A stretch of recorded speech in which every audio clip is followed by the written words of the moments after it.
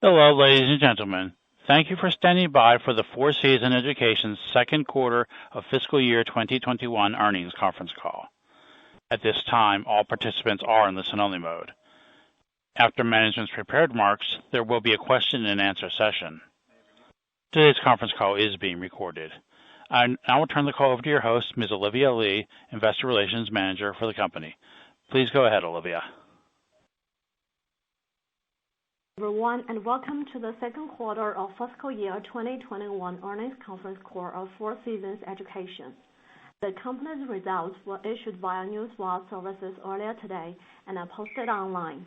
You can download the earnings press release and sign up for the company's email distribution list by visiting the IR section of our website at ir.sijiedu.com.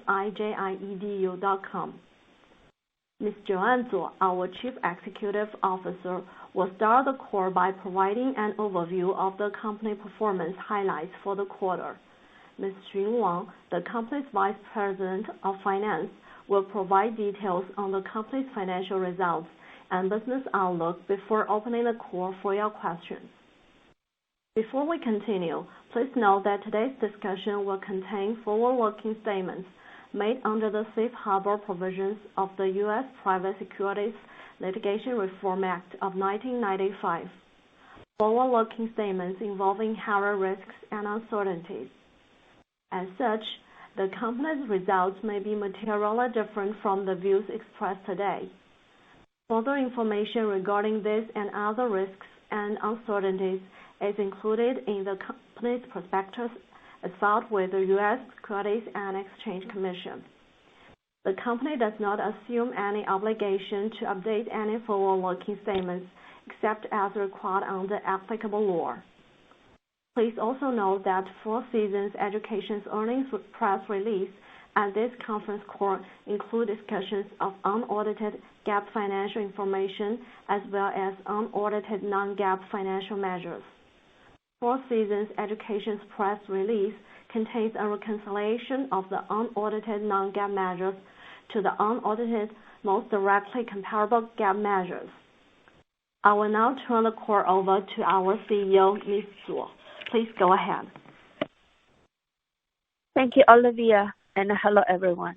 Thank you for joining our call today.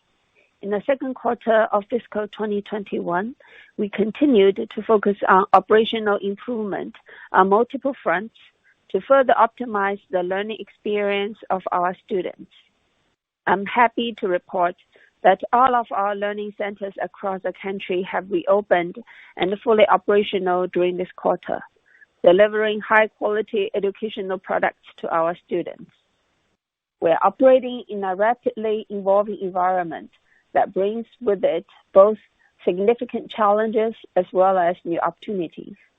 Those challenges include the increasingly fierce competition from online peers in the aftermath of COVID-19, and the Shanghai Municipal Education Commission has adopted fully randomized admission policy for private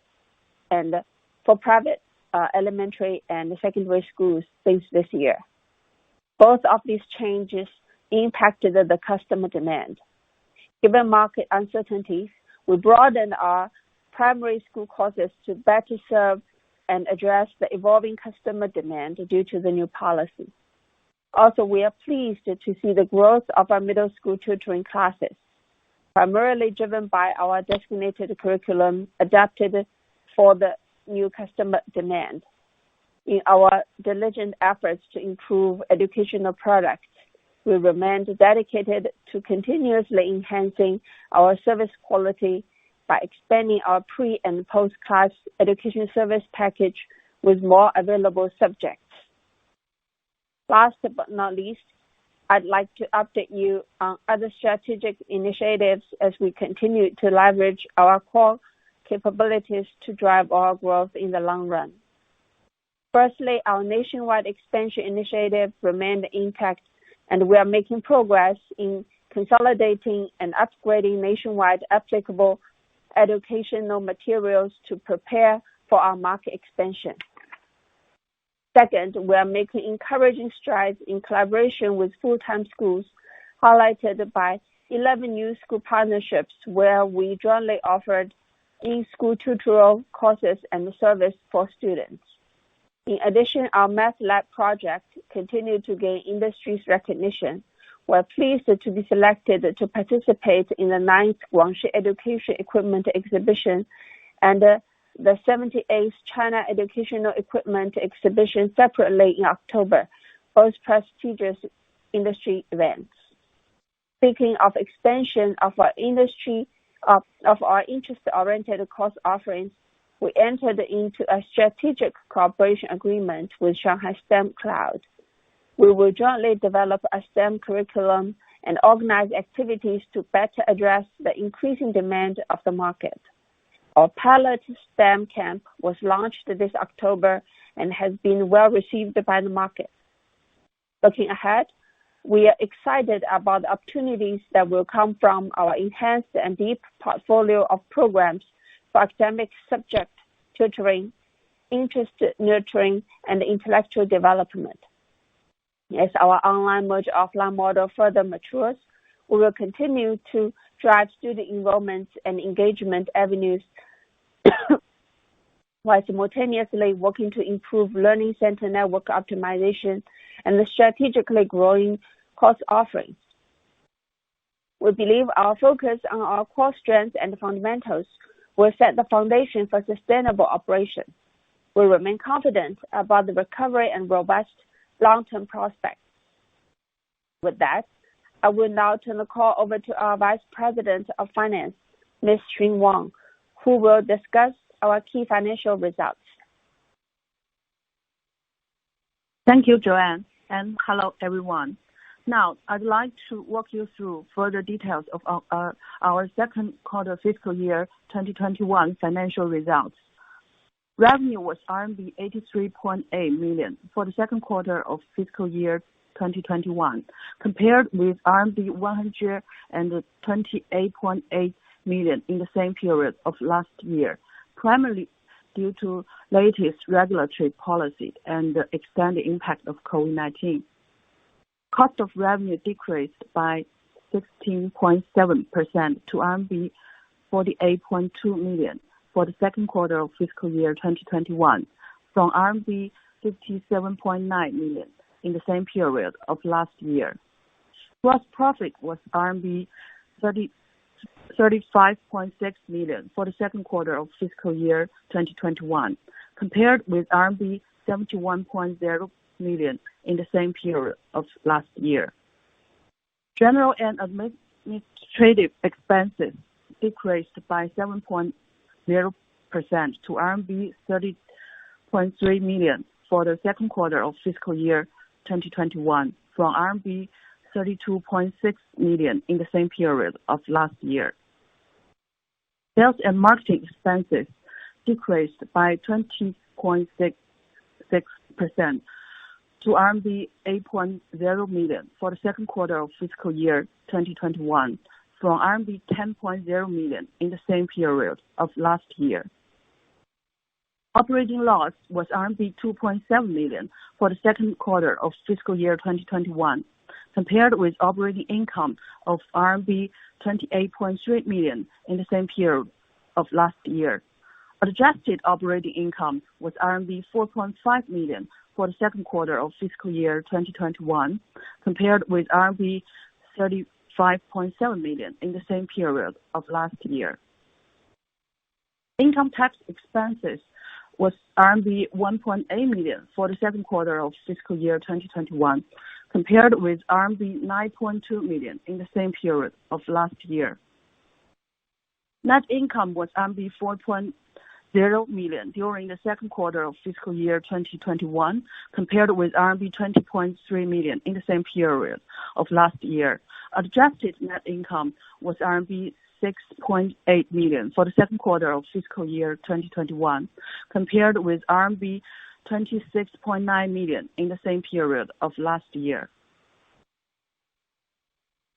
Basic and diluted net income per ADS attributable to ordinary shareholders for the second quarter of fiscal year 2021 were both RMB 7 cents, compared with RMB 40 cents and RMB 39 cents respectively for the same period of last year.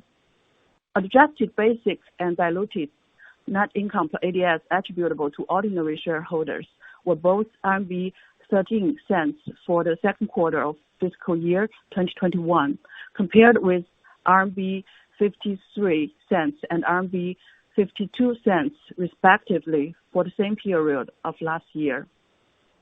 Cash and cash equivalents. As of August 31, 2020, the company had cash and cash equivalents of RMB 423.0 million, compared with RMB 404.7 million as of February 29, 2020. To be mindful of the length of our earnings call, for the first 6 months of fiscal year 2020 financial results, I would encourage listeners to refer to our earnings press release for further details.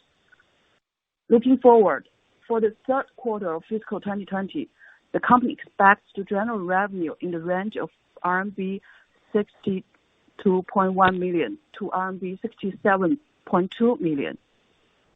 The above outlook is based on the current market conditions and reflects the company's preliminary estimates of market and operating conditions and customer demand, which are all subject to change. This concludes my portion of prepared remarks. We will now open the call to questions. Operator, please go ahead. Yes, thank you. We will now begin the Q&A session. If you would like to ask a question, you may press star then one on your touch-tone phone. If you are using a speakerphone, please pick up your handset before pressing the keys. To withdraw your question, please press star then two. For the benefit of all participants on today's call, if you wish to ask your question to management in Chinese, please immediately repeat your question in English. At this time, we will pause momentarily to assemble the roster.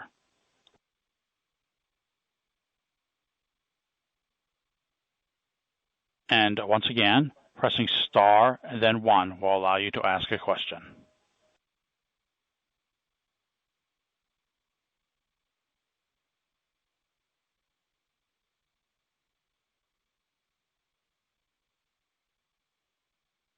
All right, as there is nothing at the present time, I would like to return the call to the company for any closing comments.